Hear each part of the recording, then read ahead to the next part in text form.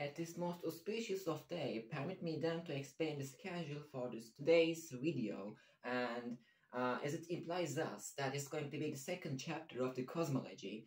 So the part or the chapter that we will investigate the expansion of the universe by observing the nearby galaxies around us and matter distributions. And this distribution also, we know this, is dependent with the eras of the universe that we intend to bifurcate so as to understand clearly and more deeply, because those issues are so recondite to talk about in this way. By the way, also we will prove the equations with respect to space-time curvatures at the end.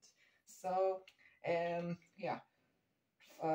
we honestly assume that our galaxy is one single dot in the universe, and just we are observing nearby galaxies around us, because it is also an evidence and also validates that with observational facts we are in a star cluster or the galaxies as a group. So what we call is a local group or the anything else, and we will observe the nearby galaxies. So as I said, we will assume that we are a single dot, like here. Our galaxy, the Milky Way, it is going to be, no matter what we call, but because at that great and enormous distances between the galaxies and between the mass distributions in the universe, the distances are so big enough that we can easily neglect where the hell we are. So here we are and observing the nearby galaxies here and here. Just I improvisate, so to say. Here are the other galaxies we intend to talk about.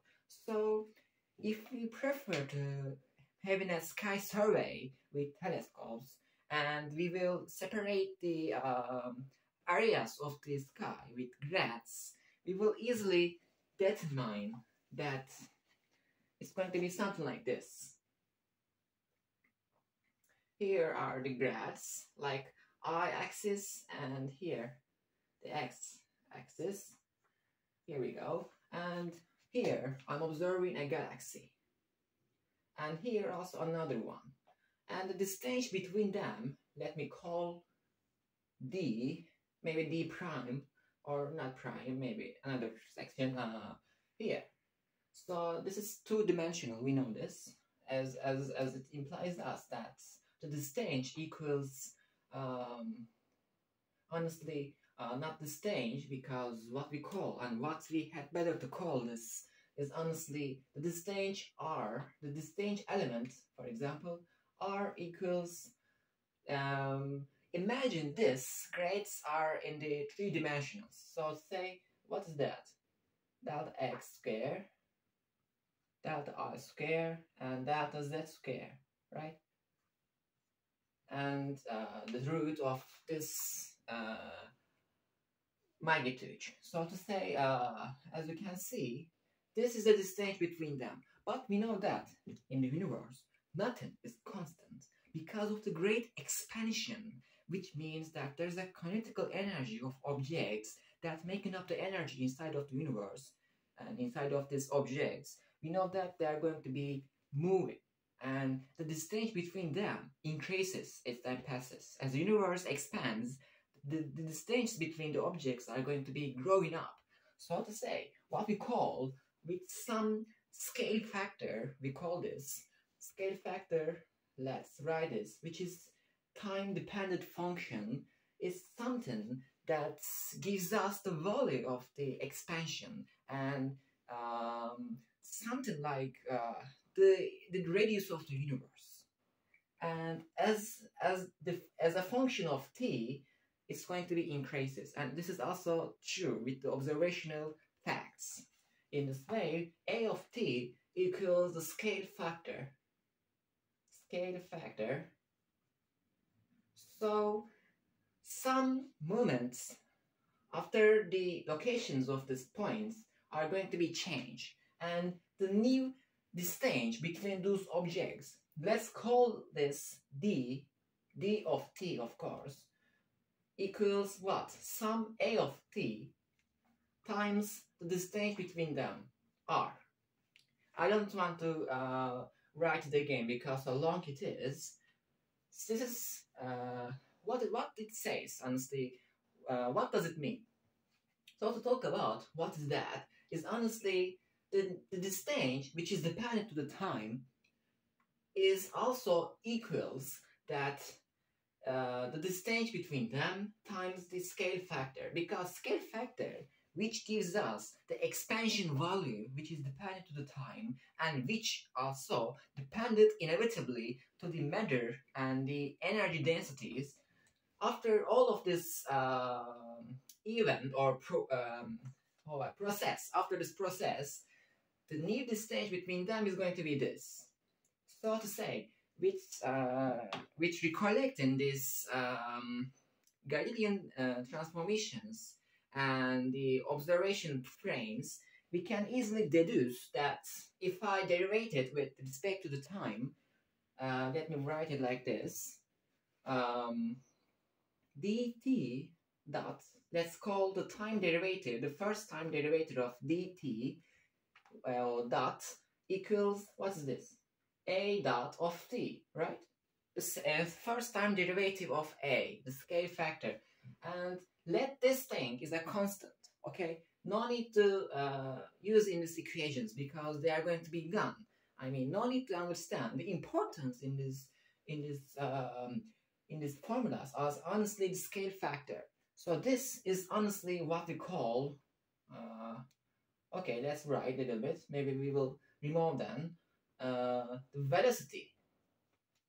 The velocity that's honestly, they are, what it implies us.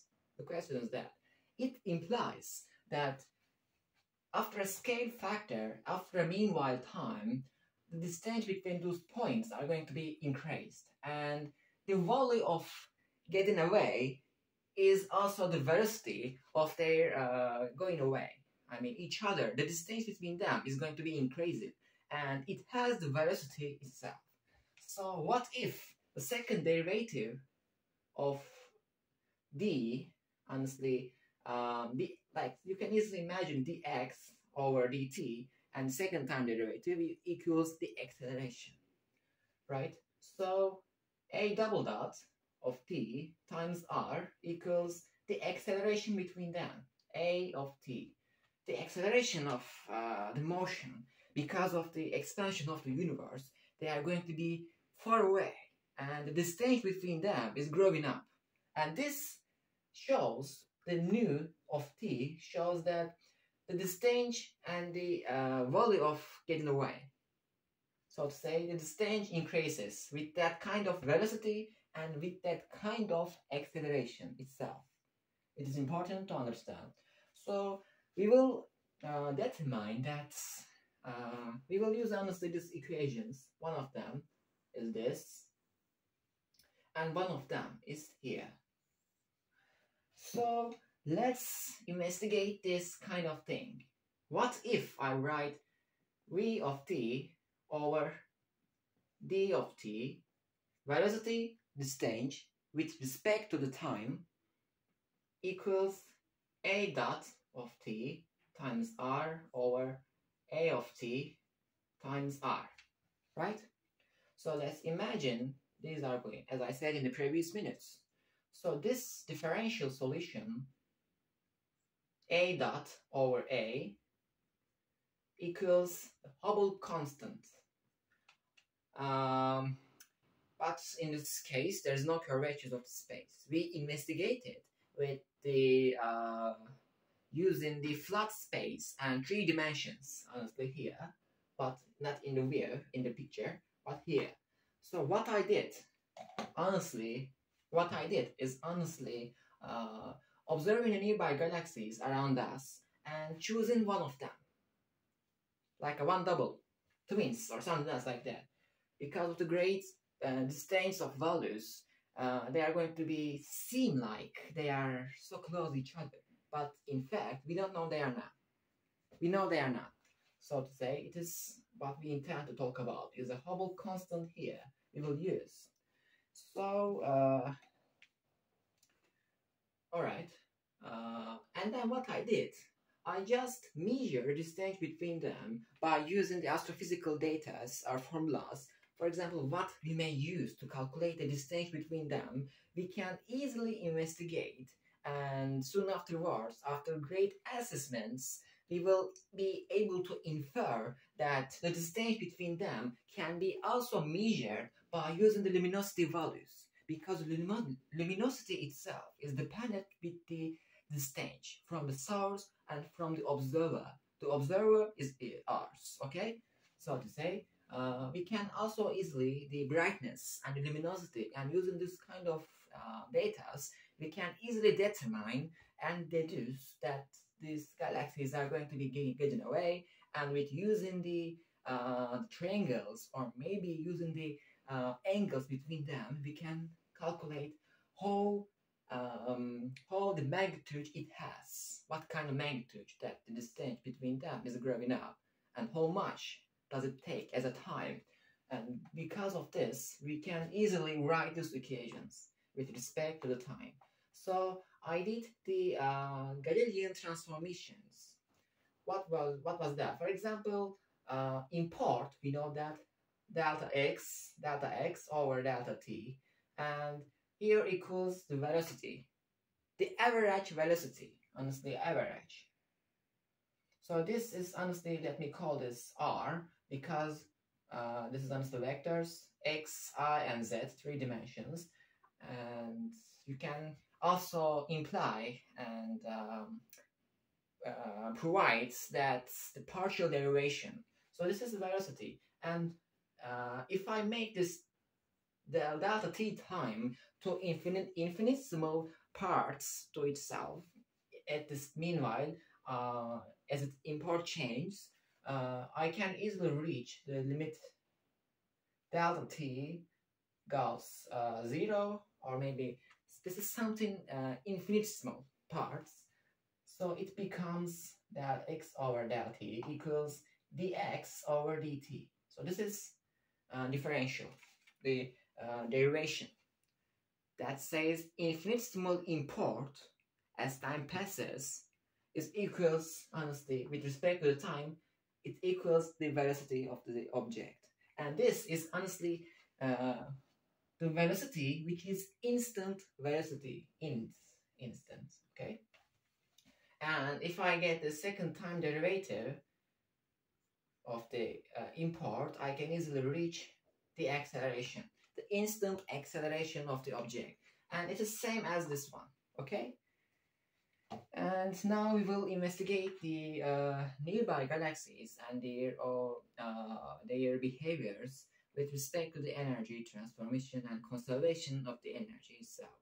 Because we will investigate that they are in a local group, they are dependent with the gravitational forces, there is a field, and the field itself is also causing that the galaxies inside of the system is affecting because of the force and because of the field itself, and what we call and what we observe is honestly the galaxy is going to be accelerated as time passes, but there are components of velocity, so which is also the essential reason that it has the circular motion. But this is not something circular, just what we prefer to explain to make it easier to understand. It is more complex, and inevitable calculations will occur directly to our star calculations and demonstrations as well.